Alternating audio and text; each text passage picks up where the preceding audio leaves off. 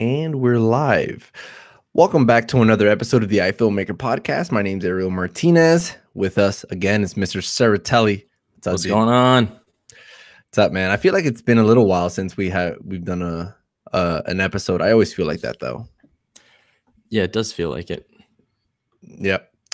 So I see that we have quite a few people already joining us live. Thanks for everyone that's joining us live, and for those of you that are not here live with us, it's probably because you have not received that notification from our YouTube channel. So make sure you go over to our YouTube channel, get subscribed, turn on that notification bell so that when we go live on these episodes, we do host them live. You guys can join the conversation, give your input, ask your questions, and we'll answer them. So that'd be pretty cool. So nice crowd already today. Daka's back, Jared Hillhouse, Brandon Fountain, some of the regs. Yeah. Thanks for coming, guys. We got quite a few people in there in the super chat here. So what's new with you? What projects have you been working on?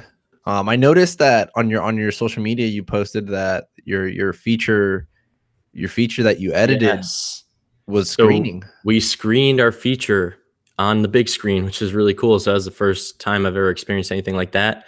We did that in upstate New York. It went really well. It was very much we shot half of it up there. So it was a lot of the extras and family friends that we got involved to be in the project or in the movie technically.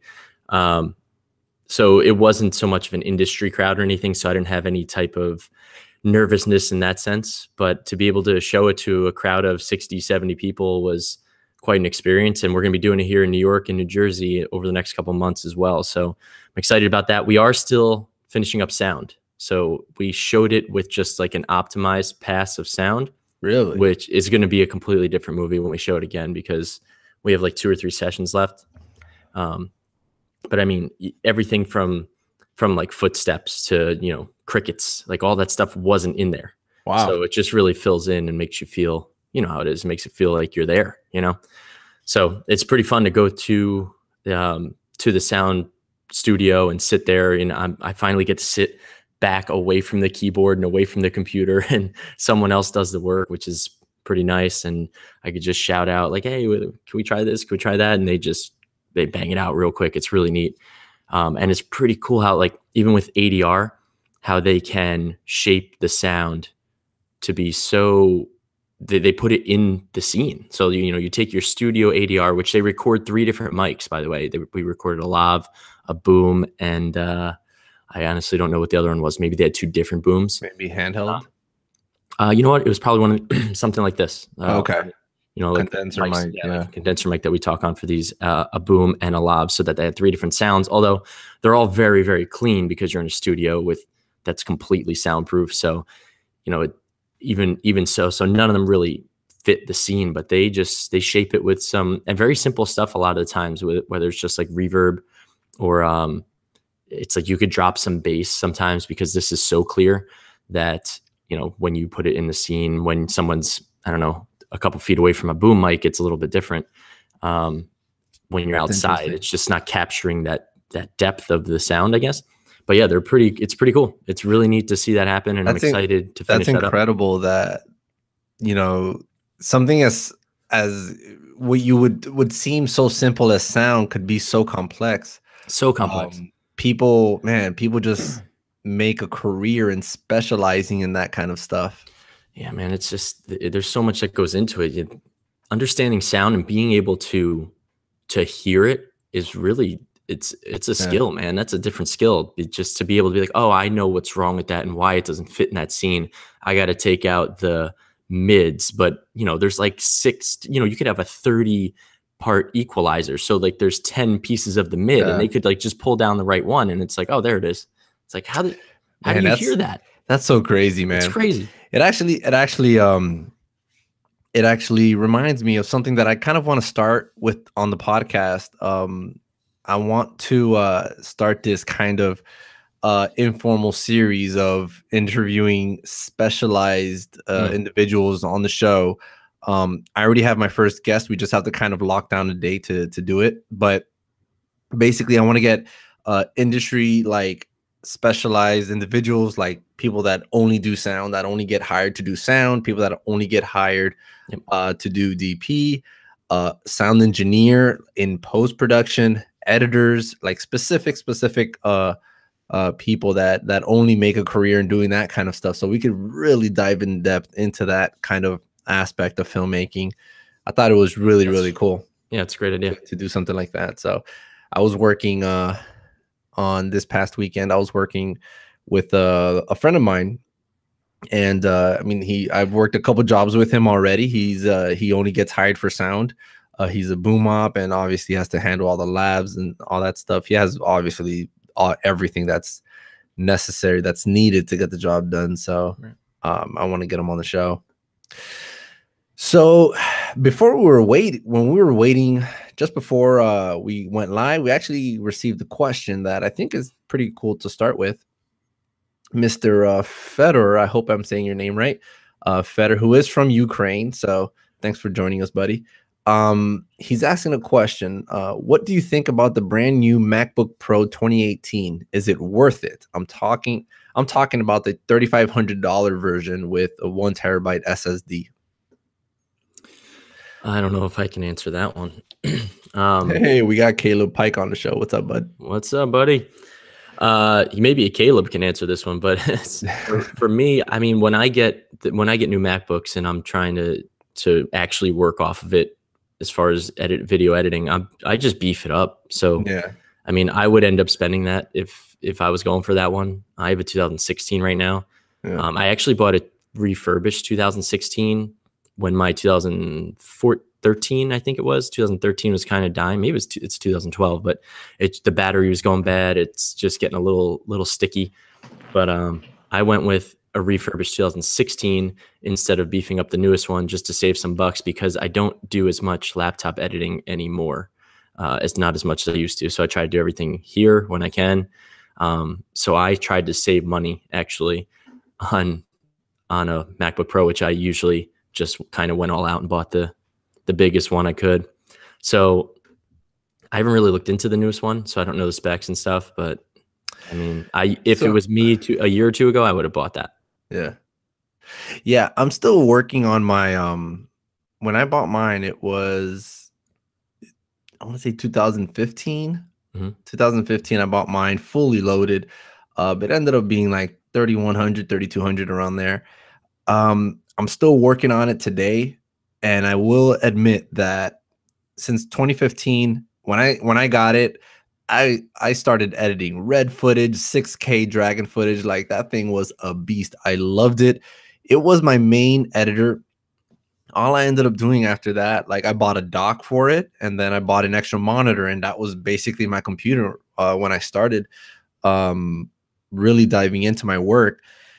It definitely was worth the investment for sure. And even though I'm sure you guys, if you've been following me before, I actually had issues with it.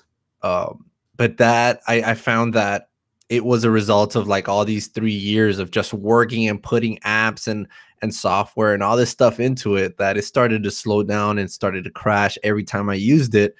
So what I did was I kind of wiped the entire thing out. I took off the files and stuff that I didn't want to lose, which was already on Dropbox anyway, so I didn't have to worry about that too much. But you and your monster Dropbox account. Yeah, man, I got so many terabytes in Dropbox. But I took everything out. I wiped it out completely, like everything, all the games I've ever bought, all the software I've ever installed, everything, completely wiped it out. Started the computer as if it was brand new, and that literally did the trick. Like, now I can literally edit again. I can edit red footage. I can edit some heavy files on that laptop, and it's actually it's working very well. It's running super smooth, and I have no reason to upgrade it right now. Like, legit, it's still getting the job done. So it's, after a few years, I recommend, if anyone's having issues with that stuff, I recommend doing something like that, where make sure you you back up everything that you have, meaning your files, not the software that you can always reinstall, but the files that you want to keep. Wipe everything out completely. it literally did the trick for me. It's running so smooth right now. And yeah, I mean, it's such a solid computer. Not the software, but do back up your any like presets or, you know, custom I don't keyboards, I, any of I that don't stuff you put on there. If you're switching computers, you don't back those up. I mean, you don't pull those onto your new computer if you have like LUTs or presets or anything you've installed. I really don't do too many presets. Like I Oh. really don't. I change a few hotkeys, Mm-hmm. just a few of them. But that's pretty much it, you know. And at the time, I was like, okay, I forgot which ones I changed specifically, but you know, I remember there was there were so few of them, Yeah. that it wasn't even worth me going to try and figure that out. Eventually, I came across the the one that wasn't working. I'm like, okay, that's the one that I have to uh, I guess put the settings back how it was. But that's pretty much it. It wasn't that much of an issue. Yeah, like I definitely back up. I'm trying to look right now just to see what it is, but I definitely go into the package contents of both Premiere and After Effects and go into the contents, Lumetri, and then all my LUTs are stored in there. So if I were getting a new system, Yeah, and I didn't back those up or didn't have them somewhere to be able to put on the new system, they'd be gone. So anything, not, and honestly, I don't use them all that much, but I'll acquire anything I can. You know, if I find free presets or free LUTs, I'll download them and throw them in there. I might not use them, but I just throw them in there. You never know when you might want to come across it. So yeah, I still have that stuff. Like I still. So if you were to switch systems, you're saying how would they transfer? Because that's not part of the software. You know, it's not part of the software download. It's things you've added. Right, but things that I downloaded off of a purchase online, like usually, for example, my Red Giant stuff. Like, yes, exactly. Yeah, so I would have to go back to Red Giant, re-download it. Oh, you re-download it. Oh yeah, no, it's a whole process. Yeah, Like, so but if it you takes like a just whole day to kind of put the computer back to where it was. right, but if you just copy them from where they're installed, if you know where they're installed, if you can find them, just copy them, then put them in that spot. It's actually a lot easier than downloading, installing. What it's doing is just putting it in a folder when you install, technically, and then Premiere like loads it. You know, here's to me, I find it easier to simply. I find it easier to simply just wipe everything out, and as I need stuff, I'll start reinstalling it, you know. So there's some things off the top of my head that I know that I have to reinstall off the bat, like my Red Giant software. That way you don't have wasted space per se. Exactly. That So makes sense. That makes if sense. I come across like, okay, I need to get that LUT back that I use all the time for my S log footage or, you know, my log footage, let me go ahead and I remember I had it. Or what I can also do, because I still have it on this computer, on my main desktop computer, I could just transfer the file through a USB drive and just install it that way. True. I know I'd just be kicking and screaming if I'm like, oh man, I wish I got to keep moving here. Now I got to go get this file. Yeah, and get it on here. No, but it takes 2 minutes. I mean, that's a good thing. I was fully aware that when I wiped it, I was going to take some time to kind of put things back to where it was, right? Yeah. Like all the Adobe software, everything that I had, that I absolutely need, things like that. I knew it was going to take like a whole day of just doing stuff like that, but once I did it, I was super happy with it. It was running perfectly. I think it's a 1 terabyte also. And I now have like 850 available gigs, you know. Nice. I don't put footage on there. I usually work off drives. But yeah. So yeah, Brandon Fountain says sound oh, I'm sorry. I thought he was referring to what we were talking about here. He's talking about the sound here. I thought he said sounds very complex. Oh no, yeah, sound is very complex. All right. So man, today I wanted to kind of dive into I guess our clients and how we deal with them when they start getting a little out of hand, you know? Yeah, I know. To say the least, to put it in a nice way. Yeah, because man, it was insane. Did you have something recently that kind of, and I don't want to be like such a complainer, you know? But man, and I didn't take too much action on this, but I think if it would have happened again, I would have had to charge my client Mhm. a little bit extra, because what happened was that, I had a job this weekend, and basically it was for a big company. They're called Attention. They're out of LA, and they're doing work for an even bigger company, which is called Zillow. Zillow is the Mhm. house buying, house renting Yeah, type deal. Realtor, Zillow. Right. So it's pretty big. Big corporation, whatever. We did a job. We did a job, and it lasted a few days worth of work. We agreed on everything. I signed like kind of like the agreement that they sent over of how much they're going to pay and this and that, and everything was done. So after the job was completed, the you know their financial people sent me this paperwork that essentially, it was about 15, 16 pages of government documents that I needed to sign for them. Uh, because apparently, they're kind of categorizing me as an employee, and I had to fill out a time card of all this, Hmm. the hours that I worked. But dude, it was literally almost 2 hours worth of just filling out paperwork, because um, I had to uh kind of look up all this stuff all over again, like information from my business, information, tax information. It was ridiculous. And man, at first I didn't start filling that stuff out, but obviously they're saying, before we pay you, it has to be, direct Oh, deposit, it has to be this way. And I'm like, so it's basically I have to fill all this stuff out, or I've else had I to don't go get through that. paid. Yeah, I've done that before too, man. Not And quite. Keep going. Yeah, not maybe not quite to that extent, but dude, it was insane. Like, I still have like the paperwork, like right here. It's all these pages of just nonstop tax, like government pages of paperwork that I had to fill out for them. I I was so close to like letting them know that I'm gonna have to charge you an extra 2 hours, at a $100 an hour rate yeah, for filling out this stuff, because, dude. And I even told him, like, I'm not an employee, like I'm an entity, I'm a vendor that you guys are yep. just simply paying the vendor. Like, I'm not an employee of yours.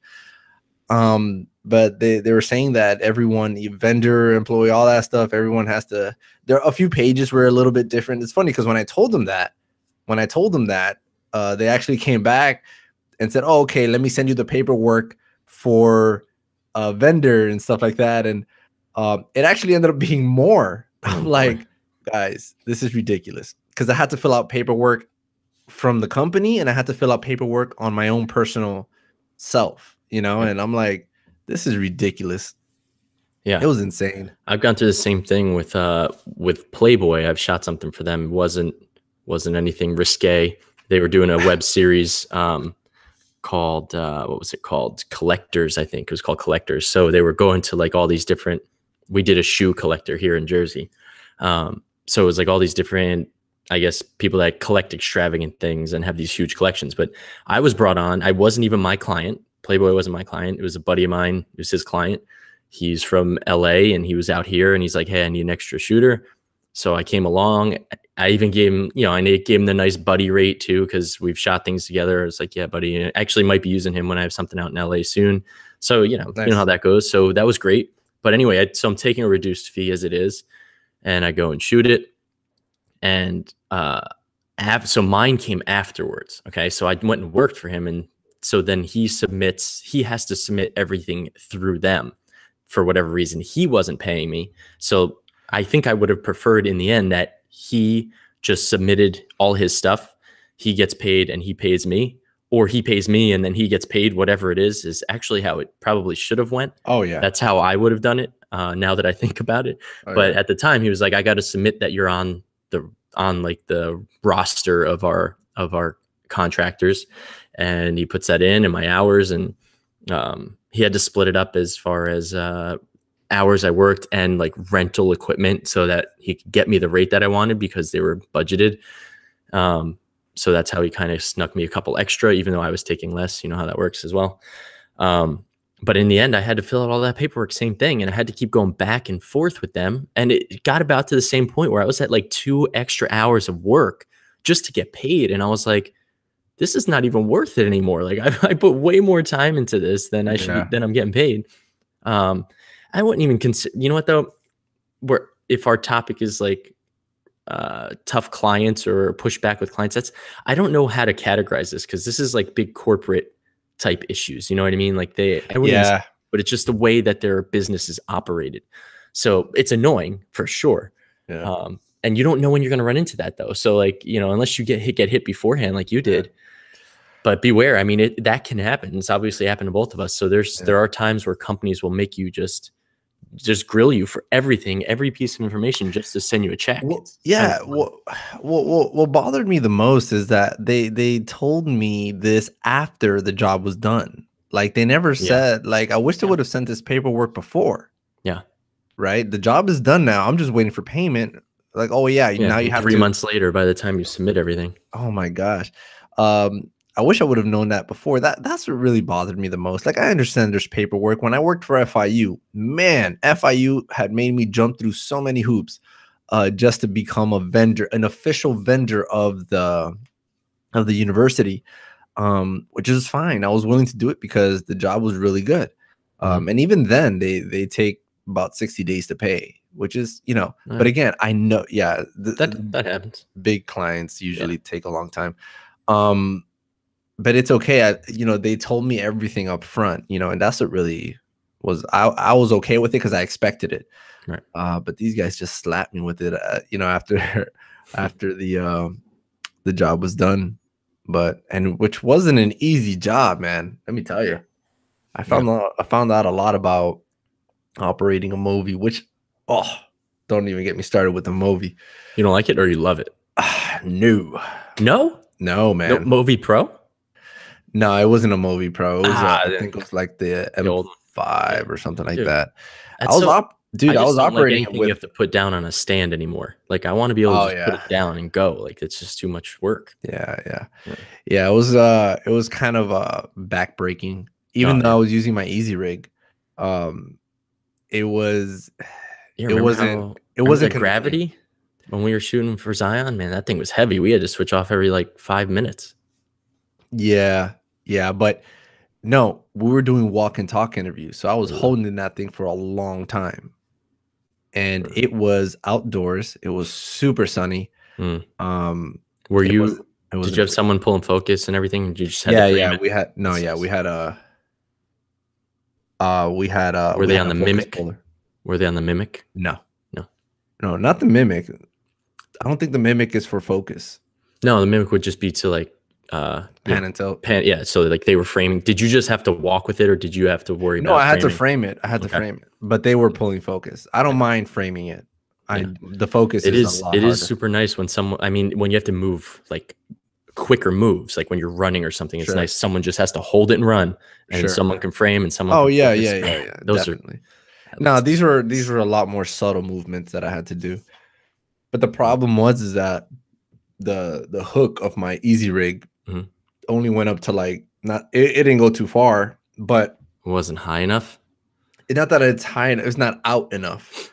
So when I'm holding the back of the Movi, like it comes out real far. So I literally had to push it forward the entire time I'm using it, which was not convenient at all. Talk to Easy Rig, man. They need to make an extension. They actually have an extended arm. Oh, I saw it. That thing is like $2,000 just for the big old hook, the extended arm thing. It would have been worth it for you. Huh? Yeah, I think so. But yeah, my back wasn't having it.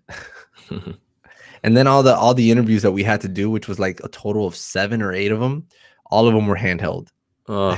Oh my God. Were you at least still with the Easy Rig on that? No. That I was like, I'm not going to be holding the Easy Rig. I mean, I'm not going to be holding the Movi. Oh, you just went handheld. Literally. We went handheld, camera in hand. This was a C300 Mark IIs. Okay. And but yeah, it was all handheld. But it was cool. It was a lot better. I could kind of like cradle the camera. Like I didn't mind that. I was able to at least lean up on the wall and just chill right there for a bit. It was like 30-40 minute interviews. Yeah. Back to that crazy clients, because I got one I'm ready to talk about. Go ahead, man. Let it out. because it's actually still in the works. I started this project in November, and I actually had 2 people that I had to kind of report to, right? And I was cutting 2 different pieces out of one shoot, again, for the 2 different people within the same company. They just needed slightly different versions for different usage. One of them banged it out real quick, no problem, back and forth. Beautiful, beautiful process, like easy to work with that person. The other one, on the other hand, we did know that the cut wasn't going to be used. It's actually still not being used till October. So we're still in the time frame technically, but was so much more picky about the cut, which is fine. We can make changes, but then I'd change it and they'd be like, oh no, change it back. Oh no, you know what? Let's put that one back to the second one, but not that one back to the first time. Like it was back and forth with like the most ridiculous things. And then like we finally get to something and it's like, oh yeah, I didn't notice this.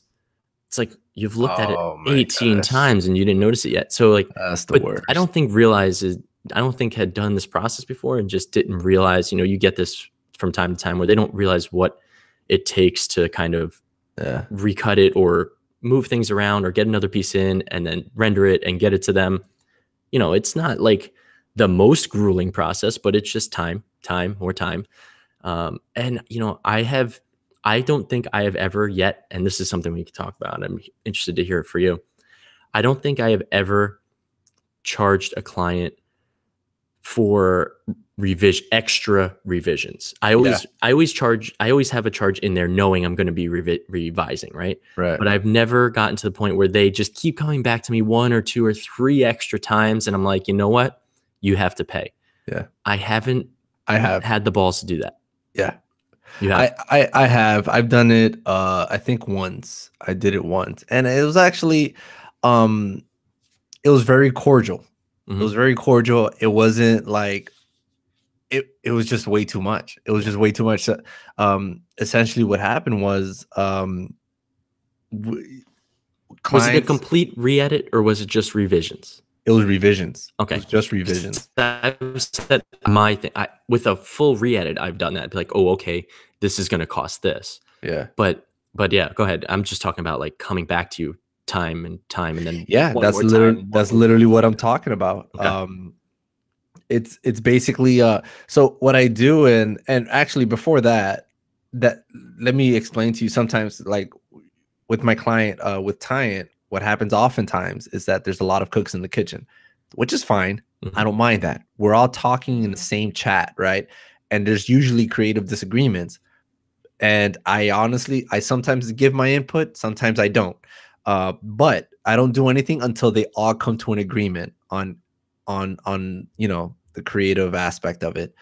But here's the thing, when they write to me by themselves, like when they send me a personal email on an edit, I tell them, hey, can you go ahead and write that in the chat to make sure that the entire group knows that you're telling me to make this edit, because somebody might disagree with it, and then you're gonna have to come back to me and I'm gonna have to change it again. I'm not gonna do that.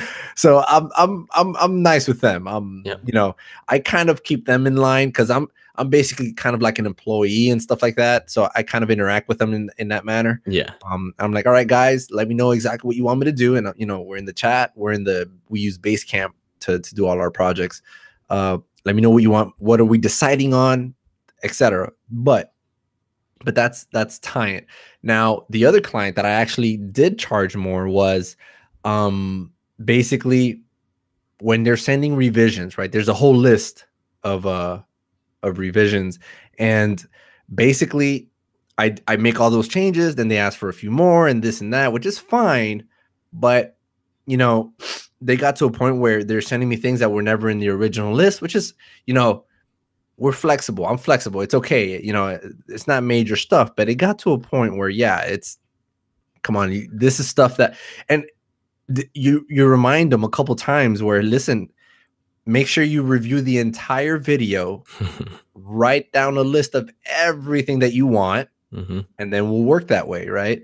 But because every export takes a lot of time, you kind of play the victim a little bit. You say, look, every export takes this amount of time, so why don't you and there's a nice way to say this too. Every export takes a lot of time.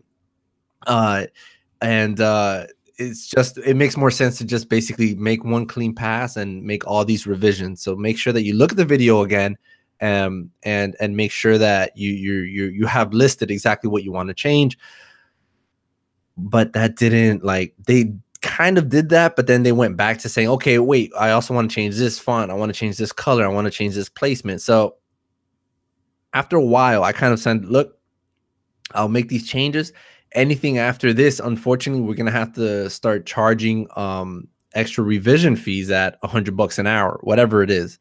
And they were super okay with it. Yeah. Now, then they really started kind of contemplating exactly what it is that they want to change. Now, when they know that this stuff is going to start costing them, Yeah. it, They don't it, just was, throw it it was out almost like a warning. there. Yep. Even then, they still ask for a little bit more revisions, but not as often, not as not as frequent, you know. So when the company knows, or when your client knows that you're about to start charging them on a hourly basis, whatever the price is, then they start kind of calming down, because no client is just gonna, well, for the most part, most clients are just not going to be requesting that many changes when you know that they're going to be getting charged. Yeah. I mean, I can definitely admit I'm too soft on that. Like, I want to make them happy. And and usually it's a client. I can say that usually it's a client is a recurring client. I know they're coming back, or they've given me more work. So I'm like, all right, I'm going to do it. Yeah. But you also got to put, you also got to, like, and there's a nice way to do this, but you also have to put them in their place too. Like, you don't want your client to just come to you anytime if it's not written in any sort of contract. If you're getting paid on a per project basis, I do it with Tyne all the time. We are in a contract, but they do get a little crazy with me sometimes. So I gotta tell them, like, look, guys, you guys have to decide on what you want to do instead of making me do all these exports all the time. You know, it's a waste of both of our times, you know. So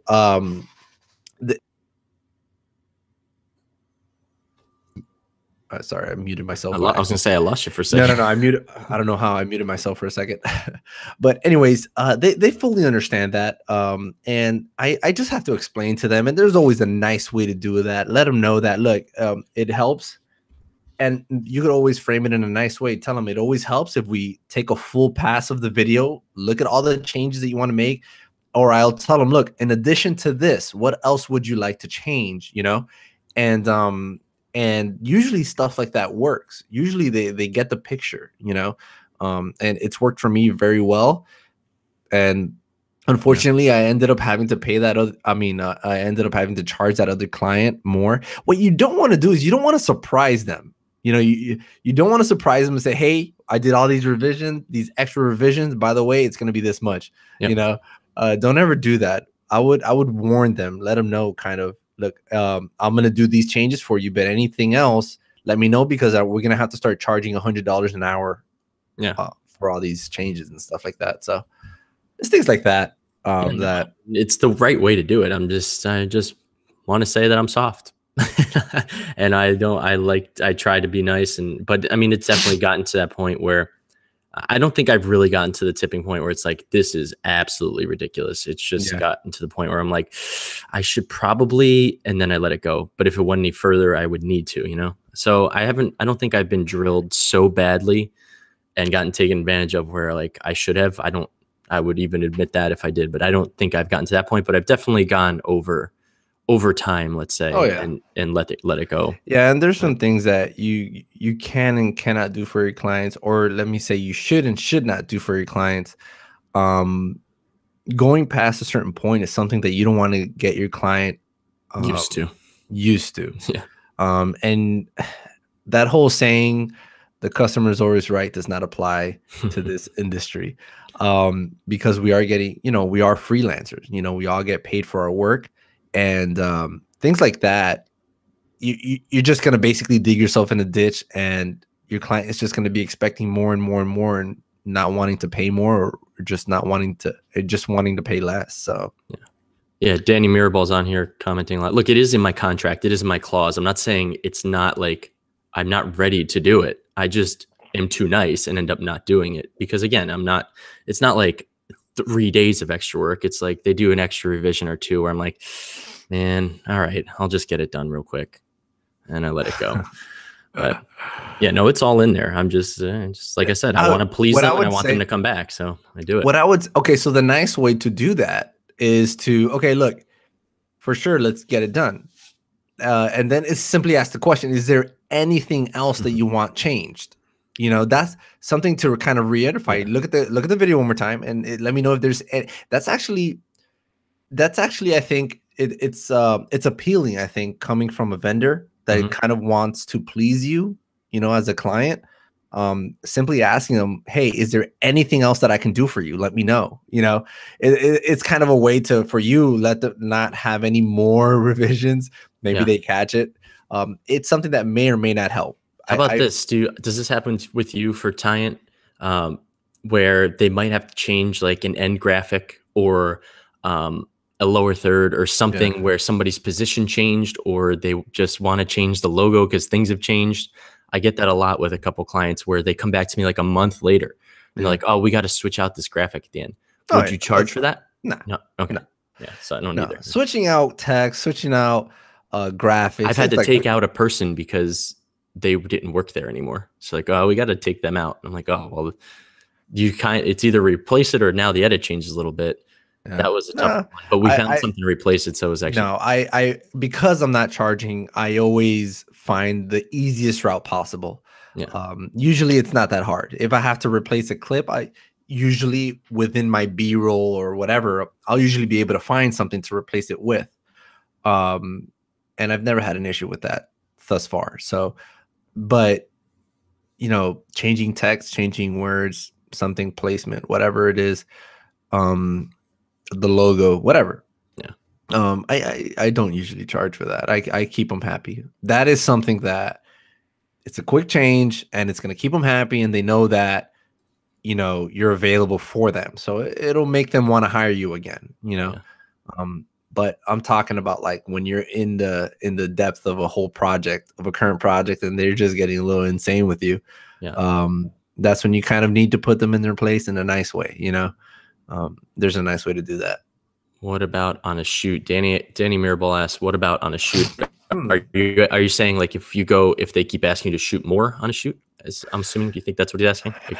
I think so. And I've had to deal with like, you know, I don't want to say I've dealt with tough directors or anything like that, because I don't think I have. I don't think I've really dealt with a really tough director, nor do I want to. I'm not sure that I've worked with anyone that I wouldn't want to work with again, like that they were that bad. There were people that were like, you know, all right, they're annoying, you know, but I don't think I've ever worked with people that are just like unbearable, that I would never, ever take more work from them again.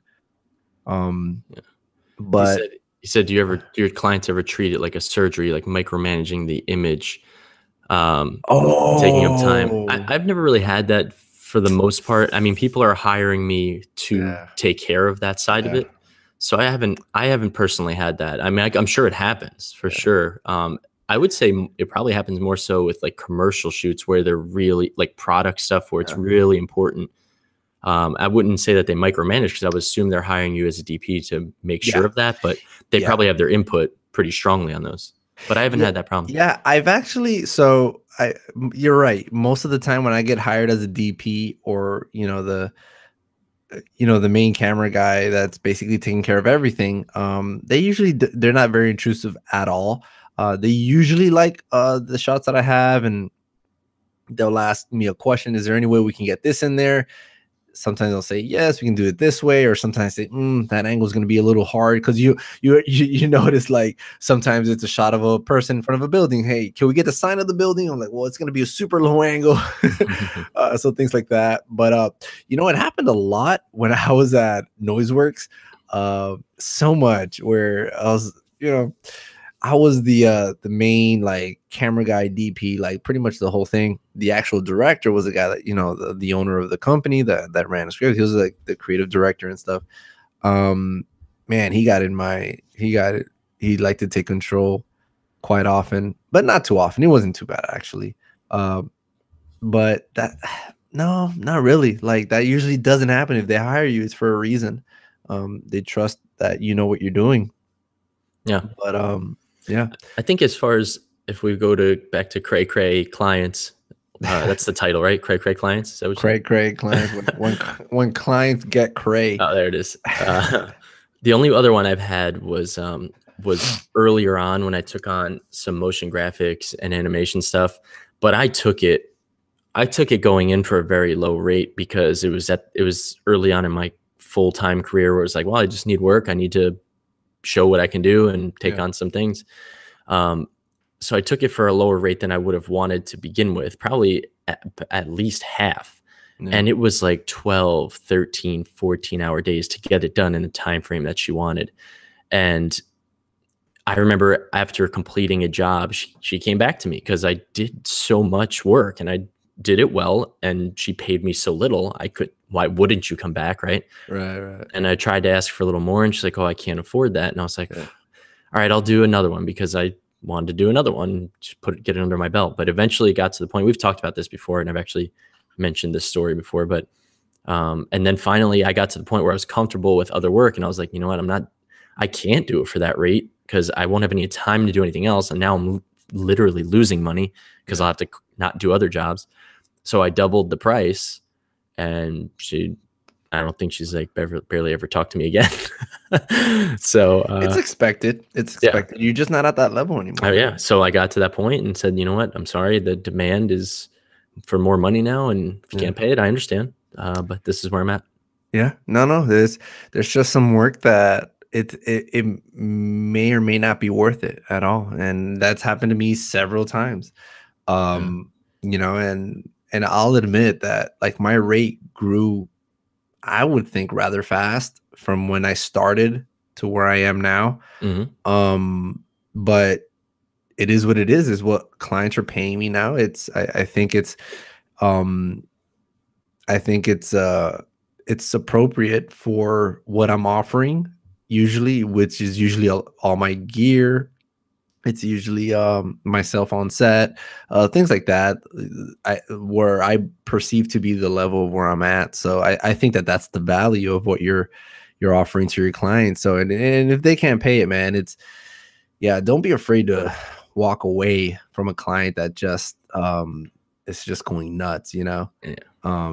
But it's unfortunate, but I mean, you know what? There's always a sense of when things like that happen, there's always a sense of like, man, you know, I'm doing well. I can let clients down. Like there's some clients that I can kind of reject, you know. It's not something to be happy about, but what I mean is like, you know, you're doing well in business if you have to do that. Right. So I think it's something good there too. Yeah, no doubt. You're moving forward if you're able to turn down stuff like that. That's going to just eat up your time for not enough money. So Danny says here he was referring to like a 2-hour shoot that turns into 8 hours. Yeah. We've talked about that before too. I think you do the same thing. Like a 2-hour shoot to me means minimum half-day charge. Oh yeah, for sure. If not, I mean, there's very rare that I even do a half-day charge anymore because 2-hour shoot is not a 2-hour shoot. I got to prep the gear. I got to get it in the car. I got to get there, set up. You know, before we're even shooting, we're 2-3 hours in. Then a 2-hour shoot's 5 hours. I got to bring it home. Let's say you could break down and get it home in an hour or so. That's 6 hours plus. Like, no, I'm not, unless I'm literally bringing, maybe I'll do this from time to time. If literally you need me to bring my like DSLR or, you know, my Sony to shoot something that's an event for 2 hours and I know it's an event that's only going 2 hours, maybe I'll do a half day then because I got to get there. I got to get home. Sure. Okay. Lock it up at a half day. But other than that, it's rare that I charge a half day anymore. Right. Same for you? Yeah. It's pretty much, I mean, I do every now and then charge a half day. But yeah, no, we try to go for the full day. You do the same thing where like your half day is way more than half of the price of a day, right? So like they're just like, yeah, no, it's kind of like that. Oh, okay, I guess I kind of make it easier for them to get the full day rate. Yeah, because yeah, it's at that point I'm never, I don't think I've done it a few times actually. Never mind. I have booked like I've double booked on the same day, but knowing that it's going to be a half day shoot, you know. But you know, half day meaning like 1 or 2 hours, you know, Right. of knowing what it would take. And I've booked clients on the same day and it's worked fine, but I'm very aware of it. And I'm aware that I let my clients know I have to leave at this time, you know, Yeah. and things like that. But no, I've been hired for a half day shoot and the client, they only wanted me for a few hours, which is fine, not a problem. They paid my half day rate, which is still is not that far from my full day rate, but Mhm. um we're about to go to an extra hour, right? And I wasn't going to charge that hour, but I did tell them, listen, if you can't pay more, I'm going to have to leave. Right. So they did get a little upset. I talked about this Yeah, back yeah, then. I remember this story. Yeah, yeah. They got a little upset, but it is what it is. You can't, and this was a first time client, you know, Yeah. this is one of those, it's not a recurring client. It's not like, You could all see right, how that relationship's gonna go. oh yeah, it's it is what it is. Like maybe if it's a recurring client that always hires me, then yeah, for sure. You know, whatever they need. I'm very, very, very flexible um with my more frequent clients. But these are just, you know, a client that just was in town for that time. But yep. Mhm. That's all. I mean, that's It's all I it got. I think that's all I got for crazy clients. Oh, for here's crazy clients. you want Danny's question. You see this one here? Are you guys planning on doing these kinds of videos, i.e., interview, B-roll, event coverage, docs? Is there an end goal? I wonder what he Uh, means. yeah, what do you mean? Is like for life? Like, are we planning on just doing interviews, B-rolls, event coverage, docs for life? I'll wait for him to respond to answer this, but Yeah, I mean that's what's bringing in the money yeah. currently. A lot of corporate videos and stuff like that. But as you guys um know, So yeah, I mean, all right. So let's see. he continues with, are you guys going to have people work under you and just start to run your businesses? Yeah, that's my goal is to have more of a production company where Right. I have a couple point. I have an editor for the most part. More recently, that I've been able to hire editor to do my stuff. Thank goodness, because I can't stand sitting in front of the computer. But yeah, I would love to have full-time employees and have a team to shoot stuff, bigger projects. Um, as a production company, I think that's more my goal. For me personally, I want to do more film stuff, more narrative. I love that stuff. Yeah. It's interesting. It's going to be an interesting path, and I'm still trying to figure it out as I go here, how to get there and make that lucrative. You know, Yeah. the stuff we do now is more lucrative than film. Uh, I'm obviously mixing it in and just getting a film out there now, which is great. But um, to be able to do it full time, it's tough unless I want to go to LA and be, you know, in the movies. yeah, So, I and I think don't want to really that do that. I think that I guess in a way I would like I'll always function as, you know, Ariel Martinez Films. Mhm. But just like you, if the work is piling up, I'm not gonna say no because I'm Right. shorthanded, you know. I'll have to hire somebody and start paying them a full day's rate, you know. Mhm. And it'll be more of a subcontracted basis, I think. Yeah. Well, you got But to start there at least, and that's where I'm of at. course, because I'm not gonna change, I'm not gonna make all those, you know, government document Yeah, changes and to I my mean it's a company. monster expense, you know, as well. Yeah. So you better be bringing it in consistently to Yeah, if I full get a time. couple more contracts like that, then yeah, I'm gonna have to hire somebody full time and and help me with the workload, you know. Mhm. But I I don't know. Do you Like, want that? Do you want that, or is that not how you oh want to yeah, operate? that would be a Okay. good problem to Yeah. have so much work that you need help. But honestly, I kind of how do I put it? It's not a goal that I'm constantly looking at, you know. It's an option I know that I'll have to take when the time comes, um but yeah, it's not something that I'm always thinking about. I'm always kind of like looking at all the time, you know. Yeah. So um I don't know. Do you have anything else, man? Because there are crazy clients everywhere. Yeah, that's all I got from my end for what I've dealt with that really bugged me. But otherwise, I mean, you're going to deal with a little crazy here and there, but it's Oh, for sure. usually manageable. I think that if nothing else, like what I would definitely like to kind of help out on is kind of how to deal with that kind of stuff, like how to respond in a positive manner where you don't upset your client, you know. Um, and that's realistically, some clients are going to get upset, but there's always a good way to do something that you may make you feel uncomfortable, like charging more, or if your client's getting crazy with all these edits, how do you let them know that, look, enough is enough, there's always a good way to do it. And I think I've covered that here on this show with, just make sure you let them know that, look, I'm going to do this edit, and the future edits is just going to be at $100 an hour rate. Because we've been spending a little bit of time on this. Or if you don't want to charge them, just let them know, I got these edits. Now, is there anything else that you want me to change? There's a nice way to do that as well. You don't have to upset your clients. My clients have never gotten upset for asking them, hey, is there anything else you want me to do for you? That's something that kind of lets them feel like you really care about the project, I think. So, yeah. So I think this was a great episode, man. This one flew by. Yeah, it did. That was quick. We're almost at an hour. Didn't feel that long. No, it didn't, man. Man. That was good.